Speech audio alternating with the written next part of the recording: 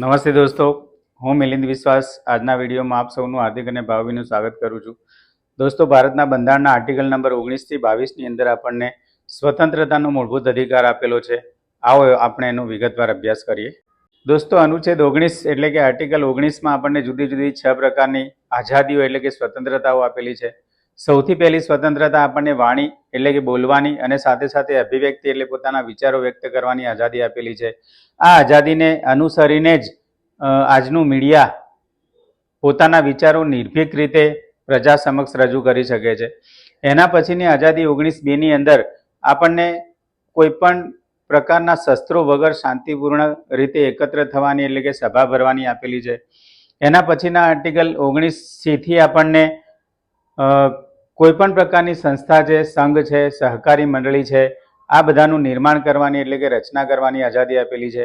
એના પછી article number 19(d) એટલે કે આર્ટિકલ નંબર 19(g) થી આપણને ભારતના કોઈ પણ રાજ્ય ક્ષેત્રની અંદર મુક્તપણે વિહરવાની એટલે કે ફરવાની આઝાદી આપેલી છે. એના પછીના આર્ટિકલ નંબર 19(c) થી આપણને ભારતના કોઈ પણ ક્ષેત્રની અંદર નિવાસ કરવાની એટલે કે રહેવાની અને સ્થાયી થવાની આઝાદી આપેલી છે. એના પછીનો આર્ટિકલ નંબર 19(6) જેને આર્ટિકલ નંબર 19(f) પણ કહેવાય. એ 19(f) છે 1978ની અંદર બંધારણના 44માં સુધારાથી રદ કરવામાં આવેલો. કારણ કે આપણે સૌ જાણીએ છીએ કે આપણને મિલકતનો અધિકાર આપવામાં આવેલો, પણ એ મિલકતનો અધિકાર પછીથી રદ કરવામાં આવેલો. એટલે મિલકતના અધિકાર સંબંધી આર્ટિકલ નંબર 19(f) હોવાના કારણે એને પાછળથી રદ કરી દેવાયો.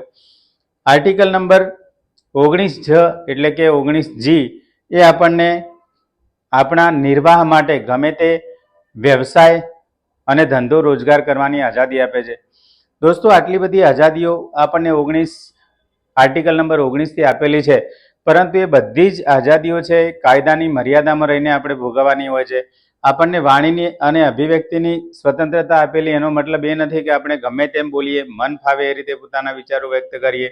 એટલે આ બધી આઝાદીઓ અથવા તો સ્વતંત્રતાઓ છે આપણે કાયદાની મર્યાદાઓ હેઠળ રહીને ભોગવવાની હોય છે. દોસ્તો, બંધારણનો આર્ટિકલ 20 એ આપણને ગુના સંબંધિત દોષ સિદ્ધિનું રક્ષણ આપે છે.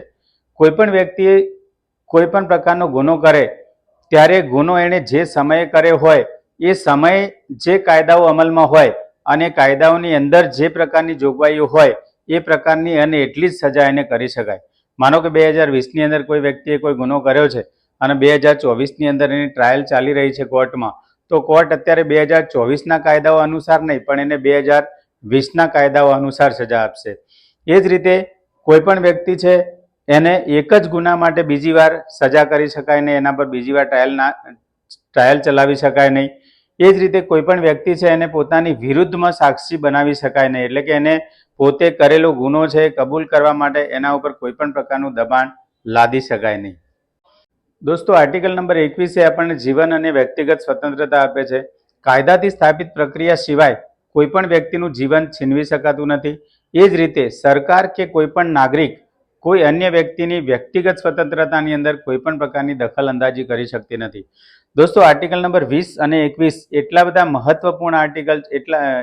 મહત્વપૂર્ણ આર્ટિકલ છે અને એટલી બધી આઝાદી એની અંદર આપણને આપવામાં આવેલી છે કે જેના કારણે કટોકટીના સમયે પણ આ આર્ટિકલ નંબર 20 અને 21 છે એને સ્થગિત કરી શકાતા નથી કે રાષ્ટ્રપતિ પણ એને મોકૂફ રાખી શકતા નથી. દોસ્તો, અનુચ્છેદ 21 એ શિક્ષણનો મૂળભૂત અધિકાર આપે છે.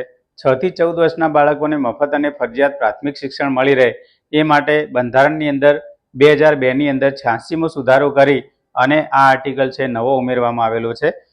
દોસ્તો, આપણે સૌ જાણીએ છીએ કે પહેલા પ્રાથમિક શિક્ષણ છે 1 થી 7 ધોરણ સુધી મર્યાદિત હતું, પણ આપણે જાણીએ છીએ એ પ્રમાણે 13 થી 14 વર્ષના બાળકો લગભગ ધોરણ 8 સુધી આવી પહોંચતા હોય છે અને એટલા માટે ધોરણ 8નું શિક્ષણ છે એ પણ પ્રાથમિક શિક્ષણમાં ગણાવવું જોઈએ. એટલા માટે 1/4/2010 પછી જ્યારે RTE એટલે કે રાઇટ ટુ એજ્યુકેશન અમલમાં આવ્યો ત્યારથી ધોરણ 8 છે એને પણ પ્રાથમિક શાળાની અંદર સમાવિષ્ટ કરવામાં આવ્યું છે અને અત્યારે ધોરણ 1 થી 8 સુધીનું શિક્ષણ છે એ પ્રાથમિક શિક્ષણ ગણાય છે અને 6 થી 14 વર્ષના બાળકોને એ મેળવવાનો મૂળભૂત અધિકાર બંધારણના 86માં સુધારા 2002થી આપવામાં આવેલું છે. દોસ્તો, આર્ટિકલ નંબર 22 એ આપણને કોઈ ધરપકડ અને અટકાયત સામે રક્ષણ આપતો આર્ટિકલ છે. જ્યારે કોઈ પણ વ્યક્તિની કોઈ પણ કારણોસર ધરપકડ કરવામાં આવે ત્યારે સૌથી પહેલા તો એ વ્યક્તિને પોતાની ધરપકડ શા માટે કરવામાં આવે છે એનું કારણ જાણવાનો અધિકાર છે. ધરપકડ કરાયા પછી એ વ્યક્તિને પોતાના બચાવ માટે એક વકીલ એટલે કે એડવોકેટ રાખવાની જોગવાઈ કરવામાં આવેલી છે. જે વ્યક્તિની ધરપકડ કરવામાં આવે છે એ વ્યક્તિને નજીકના મેજિસ્ટ્રેટ સમક્ષ 24 કલાકની મર્યાદામાં પોલીસે રજૂ કરવાનો હોય છે.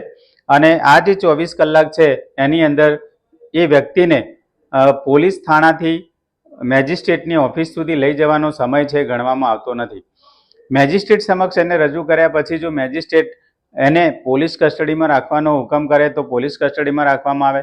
જો એને પોલીસ કસ્ટડી સિવાય એને ન્યાયિક હિરાસતમાં રાખવાનો હુકમ કરવામાં આવે તો પછી એને જ્યુડિશિયલ કસ્ટડી એટલે કે જેલમાં રાખવામાં આવે. અને જો મેજિસ્ટ્રેટને એની ધરપકડનું કારણ યોગ્ય ના જણાય તો એને મુક્ત કરી દેવામાં આવે છે. આ સિવાય કેટલીક વખત કોઈ પણ વ્યક્તિને ઉપરની કોઈ પણ પ્રક્રિયા સિવાય સીધી પણ ધરપકડ કરી શકાય. માનો કે કોઈ પણ વ્યક્તિ છે એણે કોઈ ગુનો કર્યો નથી પણ પોલીસને એવું લાગે છે કે આ વ્યક્તિ છે એ ગમે ત્યારે કોઈ ગુનો કરી શકે એમ છે તો એની પ્રિવેન્ટિવ ડિટેન્શન એટલે કે આગોતરી અટકાયત કરી શકાય. અને આગોતરી અટકાયત કરી અને એને પોલીસ છે એ પોતાની પાસે વધુમાં વધુ 3 મહિના સુધી રાખી શકે છે. 3 મહિનાથી વધારે સમય સુધી જો એને પોલીસ કસ્ટડીમાં રાખવો હોય તો જે તે રાજ્યના મુખ્ય ન્યાયાધીશે નક્કી કરેલી જે કમિટી છે એ કમિટીની પરમિશન લેવી અનિવાર્ય રહેતી હોય છે.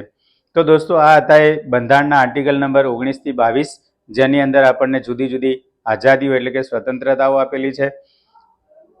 દોસ્તો આવા વિડીયો જોવા માટે અમારી ચેનલને લાઈક અને સબસ્ક્રાઈબ જરૂર કરશો. Thank you for watching.